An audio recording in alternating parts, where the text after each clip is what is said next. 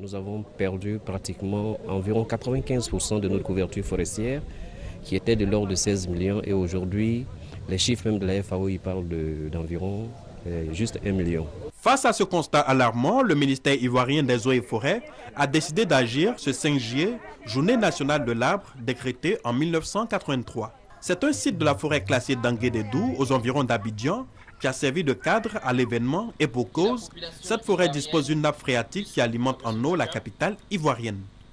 Son déclassement en 2004 a eu des conséquences sur les activités socio-économiques et l'environnement.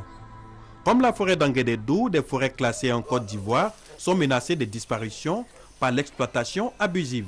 Au plan institutionnel, plusieurs décisions et actions ont permis de stopper l'hémorragie, parmi lesquelles l'arrêté ministériel de reclassement de 400 hectares de la forêt d'Anguédédou et la lutte contre le trafic de bois. D'autres décisions sont en cours de préparation pour la reconstitution du couvert forestier ivoirien. Nous allons bientôt donc présenter une communication au gouvernement pour interdire l'exportation de bois en grume en Côte d'Ivoire, au moins pour 10 ans, pour qu'on puisse reconstituer notre couvert forestier.